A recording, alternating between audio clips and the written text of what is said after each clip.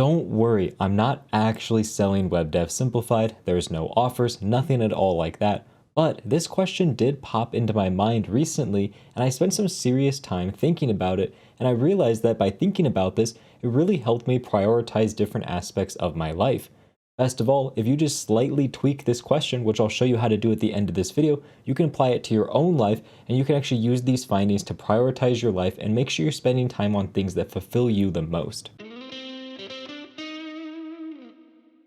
Welcome back to Web Dev Simplified. My name's Kyle, and my job is to simplify the web for you so you can start building your dream project sooner. And in this video, we're not really going to be talking about web development advice, and more so we're going to be talking about life advice.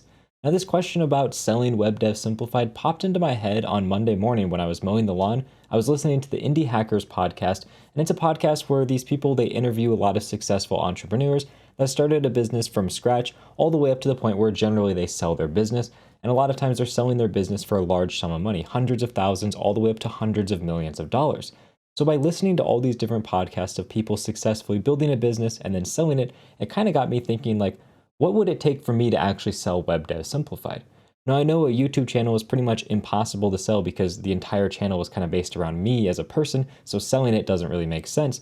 But it's still a good hypothetical question where I thought, what would it take? What type of money would I need to make in order to actually sell this business? Because I love what I do, I love teaching you, and it's not something I'm just gonna sell for a small amount of money. So the first thing I thought of was, okay, what number is so large and ridiculous that it wouldn't really matter? I would sell it instantly without even thinking about it. And for me, I was like, oh yeah, $100 million. If someone came with me with a check with $100 million, handed it to me and said, give me Web Dev Simplified, I'd grab the check, turn around and not even think about it. I mean, that is just an absurd amount of money, absolutely life-changing for everyone I know, me included, people I don't even know, that would be life-changing, you know? So I couldn't turn that down. And then I started to think, okay, what would be an easy number where I'd say no? Because it's good to get these kind of ballparks in place where like, what's an easy yes and an easy no, and then try to find out the hard point in the middle. So I thought, you know, if someone came to me with a $1 million check and they were like, hey, sell Web Dev Simplified, I'd say no and not even think about it. I wouldn't have to think at all. I would just turn around. I enjoy this way too much to just sell it for $1 million, for example. I mean, that's a lot of money, but this is my job. I love it, and I would hate to never be able to do it again. So then I started thinking, okay, we're somewhere in between those two values where it would be really hard for me to determine if I would actually want to sell Web Dev Simplified. And I kind of stumbled upon the number 10 million. I figured at $10 million, like that is a lot of money. It's probably more money than I could ever make from Web Dev Simplified. So just alone right there, it's more money than I would ever make doing this. But it doesn't take into account the amount of joy I get doing this and how much I enjoy doing this. So like when you combine together what I could make doing this and with the joy that I have doing it, I'm like, okay, you know what, $10 million is like that cutoff point where I'm like, I don't know which way I would go. Some days if you ask me, I might say yes. Some days I would say no. And at this point, like I still don't know if I would say yes or no if someone came to me with that offer right now. Now this may seem like a worthless experience, especially considering nobody's going to ever in their rightful mind pay $10 million for my YouTube channel. So like, why would I even brainstorm thinking about that? But it really helped me with prioritizing different things in my life. It really also put into perspective how much I enjoy and value Web Dev Simplified. Because before I did this experiment, I just thought, okay, it's my full-time job, so obviously that's good. I enjoy it, so that's good. And it's something that I want to continue to do. But I didn't actually realize how much I enjoyed it and how much I valued it until I put a dollar amount to it. I essentially said, I value Web Dev Simplified at like $10 million. Like that is the value I associate it with in my life. And it doesn't matter if this value is $1 million, $1, $100 million, $10 million. It's just a random number like, okay, this is what I associate with this thing. And by using that number, I can then compare this experience, Web Dev Simplified, to other things in my life. This is where you can take this experiment that I performed and actually apply it to yourself. What you need to do is think about different activities that you spend time on. Most likely one of those activities is learning programming because you're watching this channel. Most likely you're trying to learn programming. So think, okay, what number would someone have to pay you for you to never study and never practice programming ever again? You couldn't touch a computer to program ever again for the rest of your life. How much money would someone need to pay you? If someone came to you with a $1,000 check, odds are you'd probably say no. You're like, you know what, I enjoy programming, I want to learn this, $1,000 is not going to cut it. Someone came to you with $100 million though, you're going to be out of there. You're going to take the check immediately and run because you're like, that's crazy amounts of money, I don't need to program, I'll just take $100 million. So try to figure out what is that in-between number. Where at in that equation do you think programming has some value where you're like, I don't know if I would take it or not, it's really, really tough decision. That is the value you associate with the ability to program and learn programming and all of that.